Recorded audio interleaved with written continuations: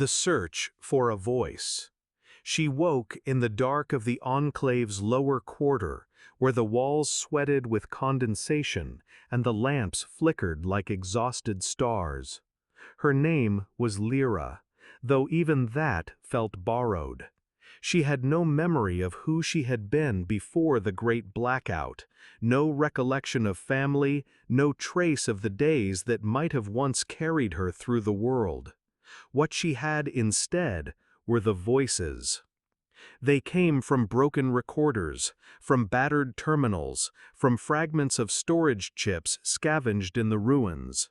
Men and women, speaking in tones she didn't know, but that stirred something raw inside her.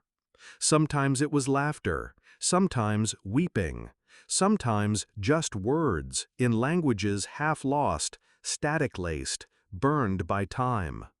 She collected them as others collected food, trading her meager scraps of labor for the chance to hear another stranger speak. The enclave was built on silence. People moved through its alleys with eyes down and mouths shut, as if words themselves were dangerous. Maybe they were. Rumor said the corporations had once harvested voices to map the soul. That the tonal patterns, the rhythm of breathing and speech, had been mined to predict choices, to build models of obedience. When the great blackout came, those models died, but fear remained. Here, silence was survival. But silence to Lyra was suffocation. She longed for sound, for cadence, for a voice that might be her own. She kept a hidden corner in a collapsed warehouse near the enclave's edge, a nest of wires and chipped devices, batteries scavenged from dead drones, and a cracked reel-to-reel machine she called the ear. At night, when the patrols dwindled and only the rats moved, she powered it with her shaking hands, listening to voices too broken to be whole. A woman singing a lullaby she didn't understand. A man whispering coordinates in the rain. A child reciting numbers until the tape snapped. Each one carved into her like a wound. They were not her memories, not her past, yet she felt them pressing against her ribs as if she had lived them in some other life. One night, she found a tape with no label. The spool was almost destroyed, ribbon melted in places, fused. She held it to the light and could see where time had scarred it. Still, she fed it into the machine. Static first, always static. Then, a cough, a pause, and a voice. The sound was low, hoarse, broken, but the moment it spoke, she froze. Because it was hers. Not exactly hers, not in the way she heard herself when she dared whisper alone, but close, so close the marrow in her bones tightened. The cadence matched the way words trembled in her own throat. The rhythm of breathing, the uncertain pauses, the rising question at the end of nothing sentences. It was her voice, or a mirror of it. "This is Lyra," the recording said, through distortion. "If anyone—" The tape tore. She clawed at the machine, desperate to rewind, to salvage more, but the ribbon crumbled between her fingers. All that remained was the fragment. Her name, carried by the voice that was hers and not hers. Lyra sat in the dripping dark, the machine wheezing smoke, the ruined tape curling like a corpse at her feet. Around her, the silence pressed heavier than ever. But inside her, the fragment pulsed, alive. If her voice existed on some tape, if it had been captured, preserved, then somewhere there must be more. Somewhere lies the truth of who she was before the blackout stole everything. She thought of the enclave and its quiet, of the people who moved without sound, terrified of their own echoes. She thought of the markets where contraband memories were traded like grain, capsules glowing faintly with stolen lives. She thought of the corporations beyond the walls, those glass towers said to still feed on the ghosts of old data. The fragment was a map, not of streets or coordinates, but of identity, a line leading somewhere beyond the silence. She pressed her hand against her throat as if testing whether the sound would emerge. But her voice had long abandoned her.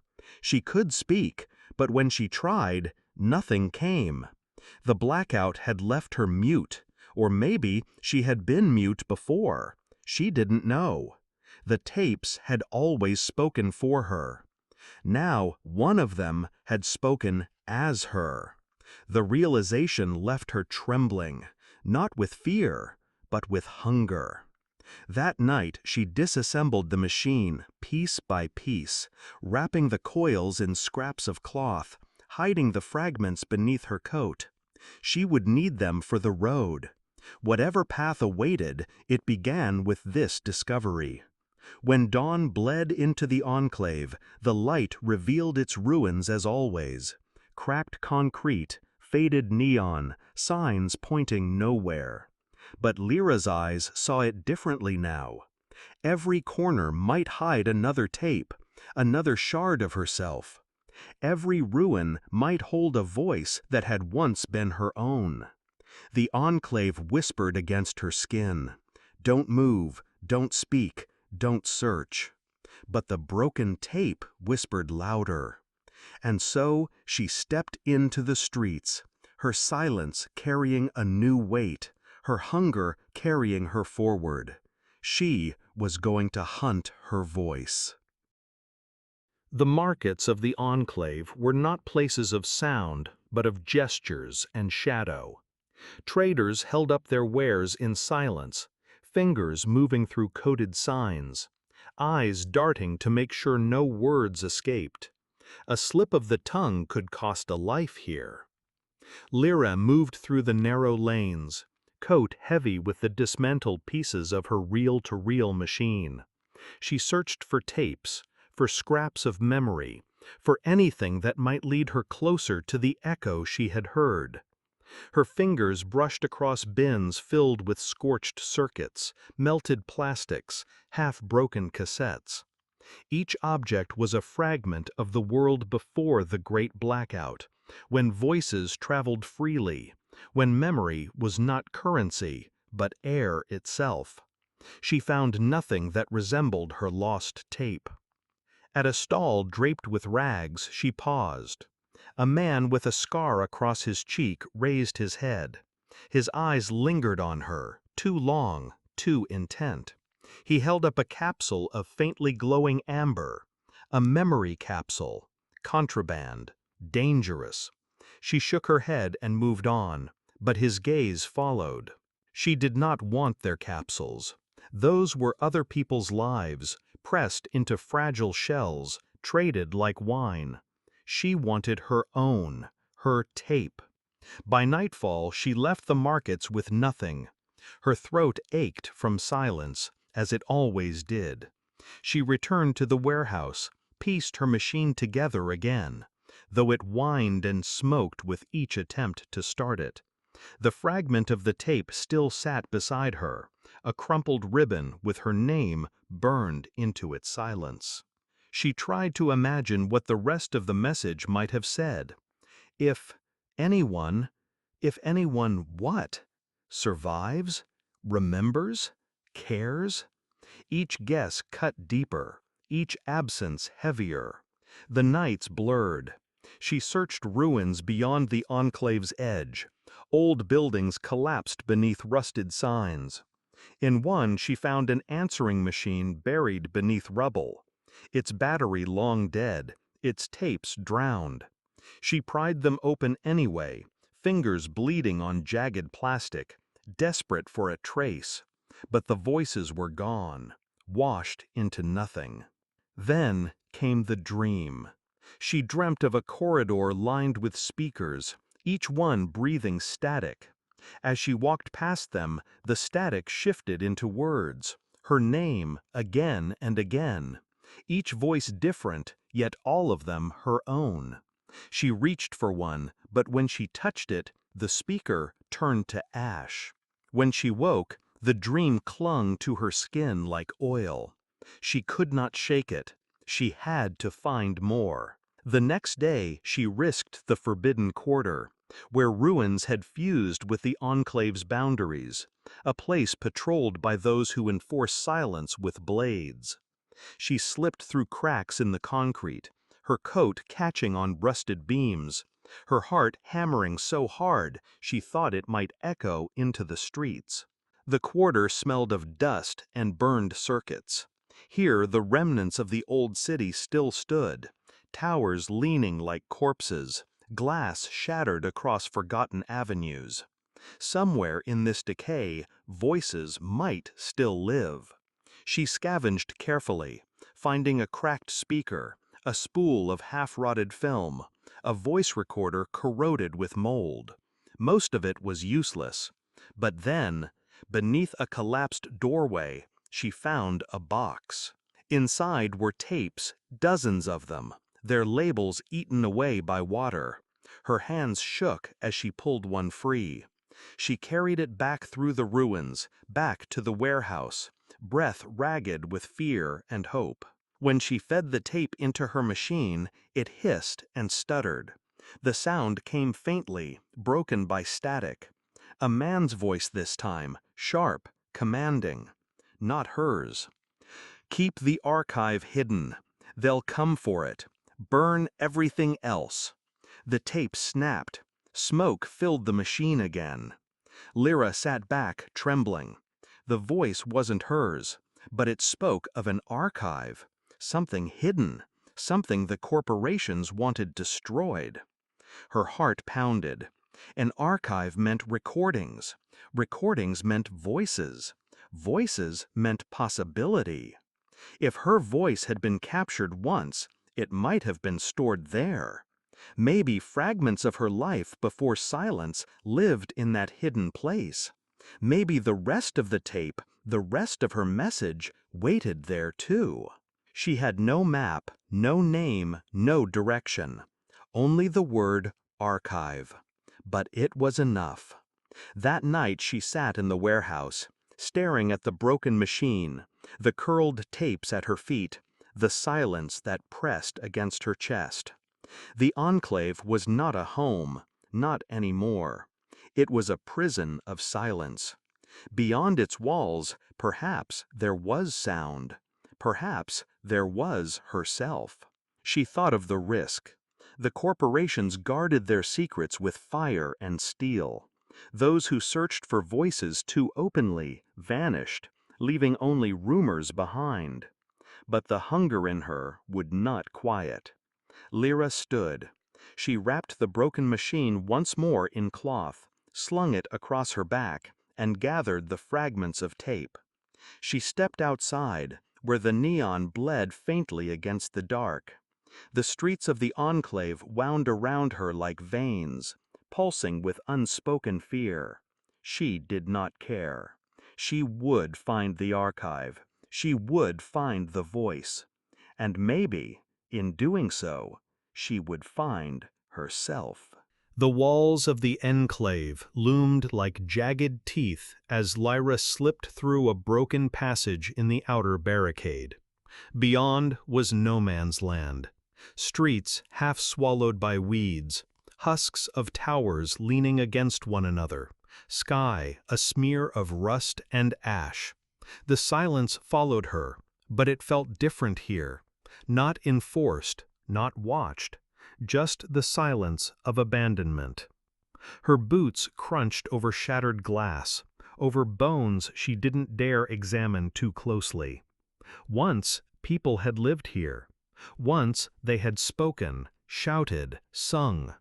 Now the city was mute, its voice stolen by the blackout. She carried the broken reel-to-reel on her back, wrapped tight against the rain. Its weight was comfort, proof that she still had something to hold on to, some relic of sound. In her pocket, the fragment of ribbon with her name, "If Anyone," pressed against her palm like a brand. Days blurred. She scavenged food from collapsed stores, slept in doorways, hid from scavengers with eyes like knives. All the while, she followed whispers of rumor painted across the ruins, scratched symbols of circles, triangles, faded glyphs that repeated along broken walls. Someone had marked a trail.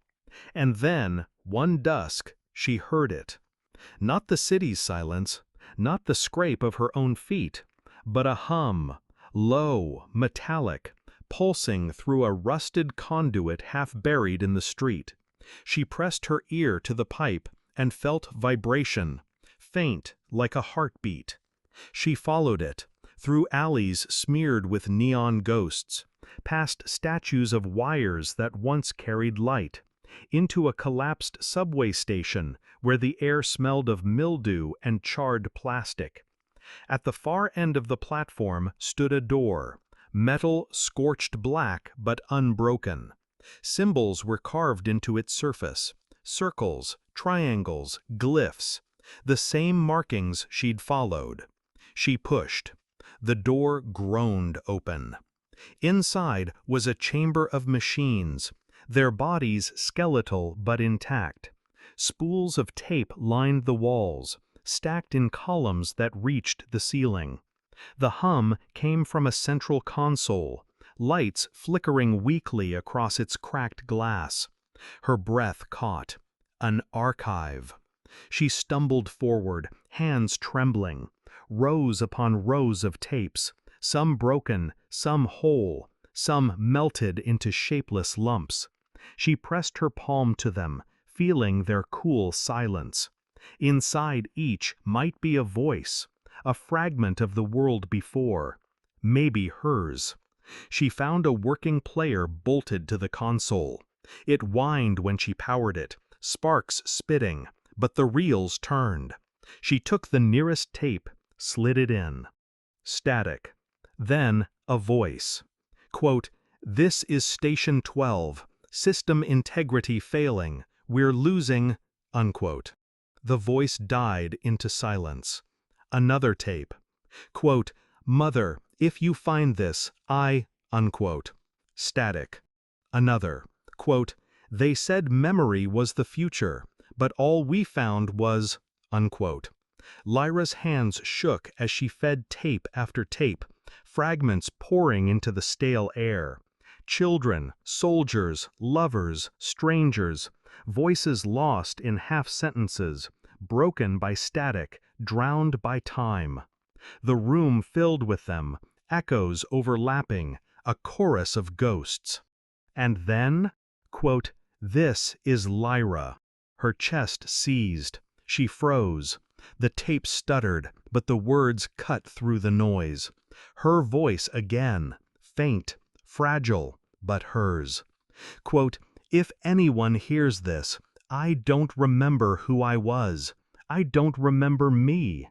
If anyone finds these tapes, tell me who I am. Tell me I existed." The machine spat smoke, reels seizing.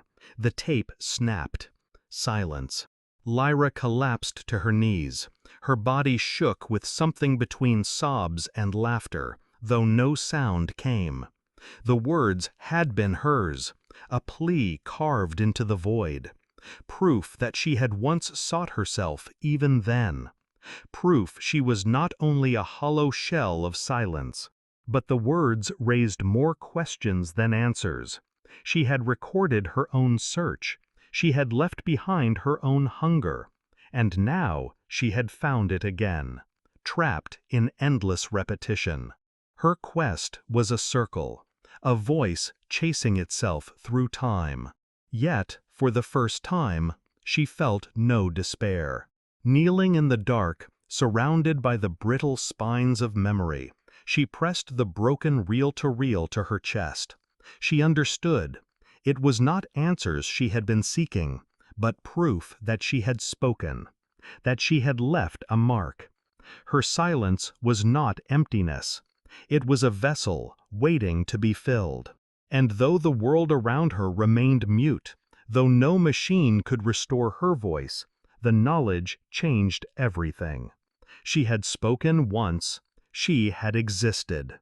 Now she would remember that truth, carry it into the ruins, and carve it wherever she went, scratched on walls, etched on metal, traced into dust. Not waiting for someone else to tell her she was real, but declaring it herself, even in silence. Lyra rose, the fragment of tape clenched in her fist, and stepped back into the night.